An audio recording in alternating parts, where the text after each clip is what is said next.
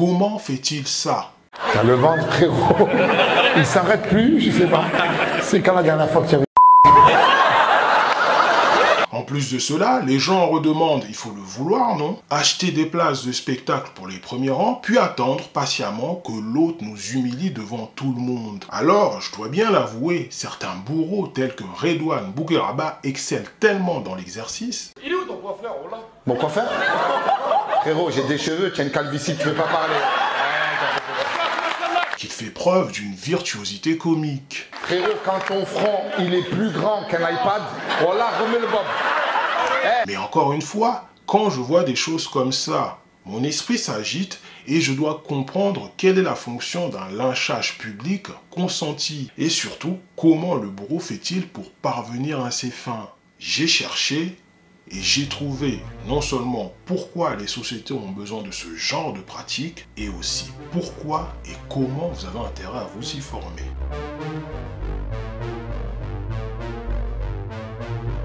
Le stand-up est un art qui reflète les réalités politiques et sociales avec une touche d'humour ou d'ironie. Ceux qui choisissent de s'asseoir au premier rang recherchent une forme d'expérience personnelle spéciale avec l'humoriste. Et si c'est de ça que nous avons tous besoin? Hé, chinois, frérot, ça va?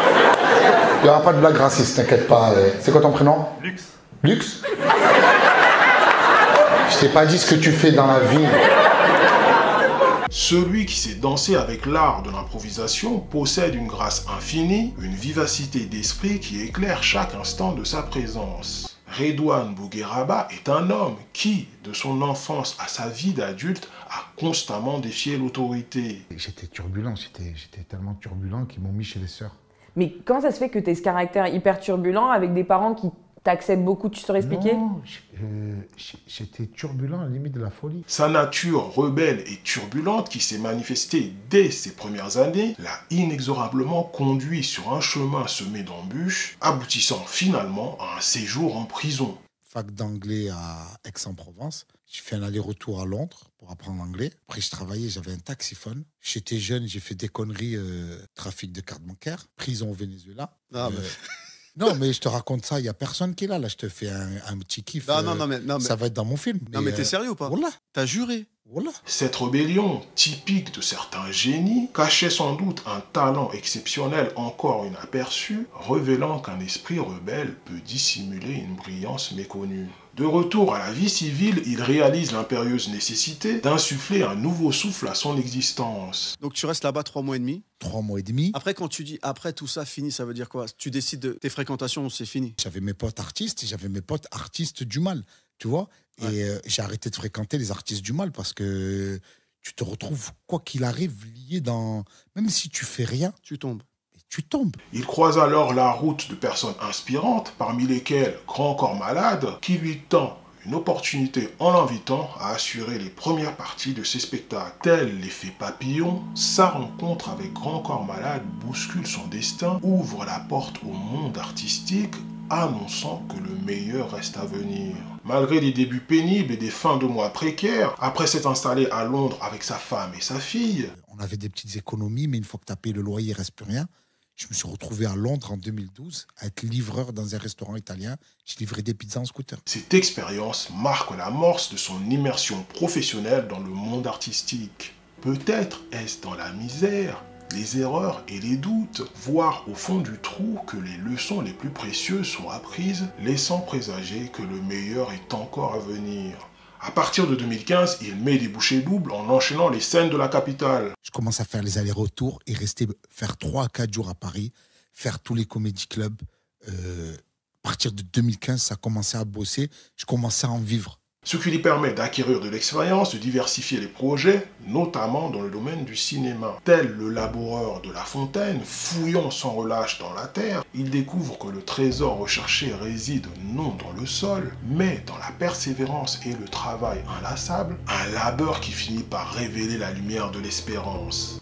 Nous sommes en 2020. À quelques heures du début du confinement, beaucoup de Parisiens, masques sur le visage, ont pris d'assaut les trains pour quitter la capitale. Dans cette atmosphère oppressante du confinement, alors que chacun cherche désespérément à échapper à la monotonie, une lueur d'espoir émerge. L'irruption de Redouane Bougueraba sur la scène médiatique. Il est où ton coiffeur, Ola? Mon coiffeur? Frérot, j'ai des cheveux, tu as une calvitie, tu veux pas parler. Frérot, quand ton front, il est plus grand qu'un iPad, voilà, remets le bob. Dans ce contexte inattendu, le comédien se retrouve face à un défi de taille, captiver un public en quête d'évasion. Mais fort heureusement, Redouane Bougueraba détient un atout précieux dans sa manche, la maîtrise impeccable de l'art de l'improvisation. Et c'est ainsi que dans l'ombre des circonstances les plus sombres, un talent unique se prépare à briller.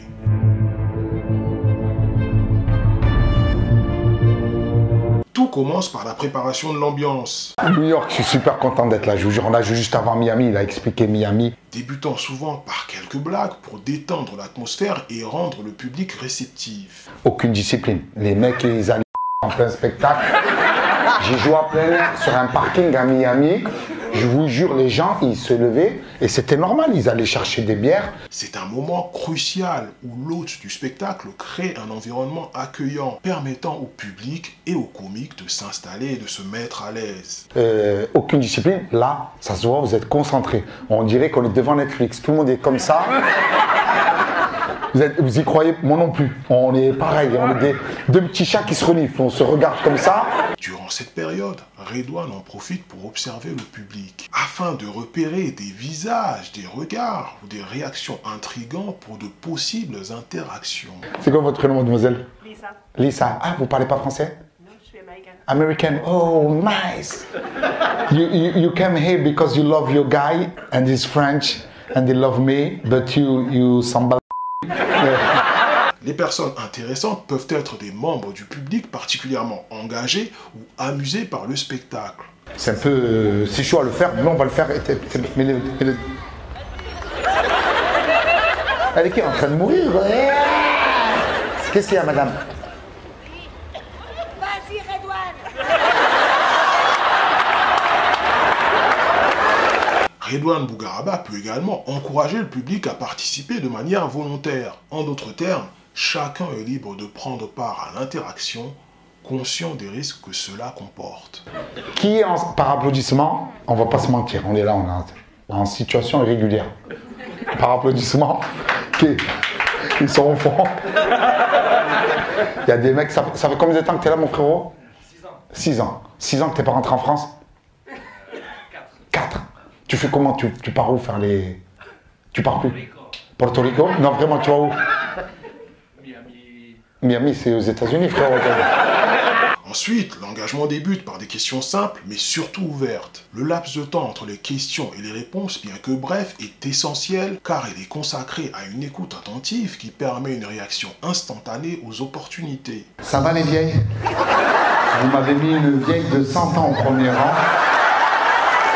Je la regarde, je ne sais pas si elle est vivante ou pas, j'ai une stress. Le musée Grévin, elle est là, madame, ça va? On va vous ramener au musée après.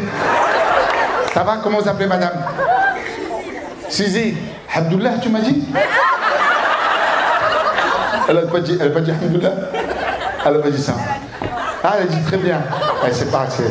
Et nous entrons alors dans une mécanique de précision où Redouane intègre les interactions fournies par le public durant l'interaction. Il dispose de plusieurs options, à savoir répondre directement à la personne ou s'adapter à un élément extérieur pour changer de direction. Maximum de bruit pour Gad Elmaleh, s'il vous plaît. Regarde la dame là. Surveille-la, s'il te plaît. Moi, je vais te laisser avec elle. Ça, c'est Suzy. Et je suis venu ici en plein air et je vous ramène à Monaco.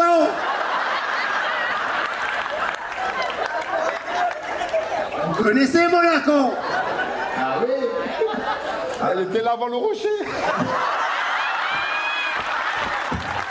Même si Redouane Bougueraba suppose que les personnes qui sont présentes sont au clair avec son style d'humour, il sait néanmoins faire preuve de tact et de bienveillance lorsque nécessaire, afin que l'échange ne devienne ni blessant ni embarrassant pour les participants. Redouane dépasse largement l'étiquette d'improvisateur. Il incarne quelque chose de plus grand encore, un mystère que nous dévoilerons pas à pas. L'improvisation se termine par une clôture où l'humoriste peut décider de faire une transition douce afin de revenir au fil principal du spectacle ou passer à une autre interaction de manière fluide. Ah, celui-ci, Gad Elmaleh. Ah, je n'imagine pas les deux dans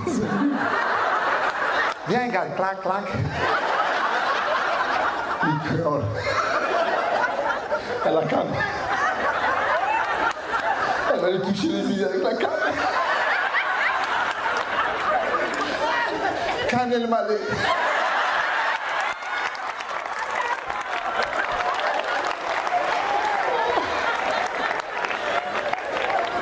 Oh, vous êtes des malades, Nice. On n'a pas démarré le spectacle encore. Alors, on va démarrer le spectacle, les amis. Lors d'un spectacle, la phase d'improvisation est utile pas seulement dans la personnalisation de l'interaction, mais aussi dans la capacité de Redouane à mémoriser des interactions marquantes pour le réutiliser plus tard dans le spectacle ou dans de futurs spectacles. Redouane Bougueraba transcende les frontières de l'humour conventionnel. Son art va bien au-delà des simples séquences d'improvisation. Mais qui est réellement cet artiste aux multiples facettes? Quelles sont les autres dimensions de sa personnalité qui ont contribué à forger sa légende? Plongeons dans l'univers fascinant et méconnu de Redouane Bougueraba pour découvrir les secrets qui le rendent si unique.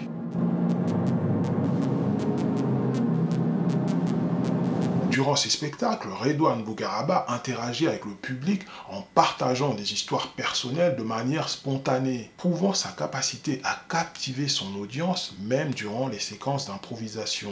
Il aborde des thèmes aussi vastes que le mariage, les voyages et les relations humaines en y intégrant toujours son expérience personnelle. Je suis arrivé à Paris, un truc qui m'a choqué à Paris, les Parisiens peuvent en témoigner, c'est le métro.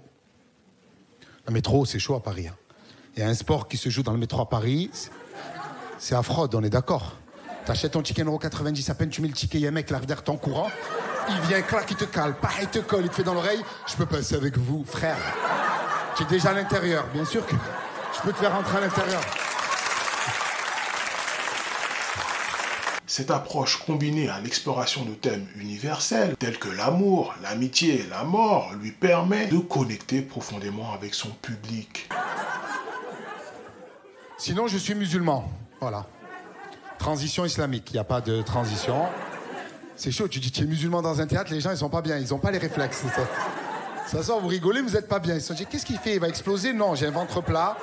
Il n'y a pas de ceinture, calmez-vous, ça va bien se passer. Non, je crois en Dieu. Qui ne croit pas en Dieu dans la salle, lève la main. Redouane Bougueraba est également connu pour son charisme et son authenticité remarquable, malgré un humour qui pourrait lui conférer un aspect brut. Tu connaissais Redouane? Non, je le connaissais pas en fait, et je le découvre, mais j'ai du mal à l'imaginer hyper trash, parce qu'en effet, on m'a un peu dit, vraiment, il va fort. Ne le poussez pas, ne le poussez pas. Voilà. Il peut être très dangereux. Moi, surtout, non, il est hyper galant, hyper gentil, donc oui, vraiment, je pense que c'est juste en apparence. Ses proches le décrivent comme attachant, impertinent, insolent et ensoleillé, reflétant ainsi les caractéristiques typiques de sa Provence natale.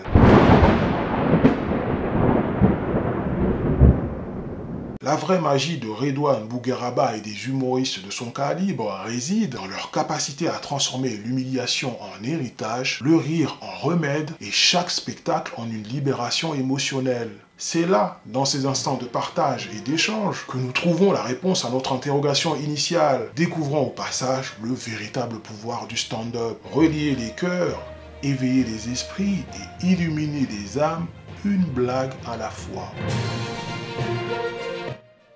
Bon, bah voilà, j'espère que vous avez apprécié la vidéo. En tout cas, j'ai pris beaucoup de plaisir à la produire. Là, je suis actuellement en train de monter la vidéo. J'ai fini de tourner. Là, il me reste plus qu'à intégrer les différents extraits de vidéos YouTube et intégrer la musique et peut-être des images. Mais j'ai déjà filmé mon interprétation. Donc n'hésitez pas à commenter, en restant poli et courtois bien sûr, à partager la vidéo à vos proches et surtout à vous abonner pour soutenir mon travail. Et oui, c'est important, car YouTube, c'est pas mon métier. En fait, je suis consultant dans le domaine de l'informatique. Et d'ailleurs, je vais placer 2 liens. Le premier qui se situe ici, qui va vous mener vers l'étude d'une autre personnalité médiatique, et un autre lien ici qui vous mène vers des tutos dédiés au développement d'applications, donc qui fait partie de mes spécialités. Que dire de plus? Eh bien, je vous souhaite de bien vous porter, je vous dis à la prochaine, et n'oubliez pas de soutenir mon travail, c'est très important. Allez, ciao!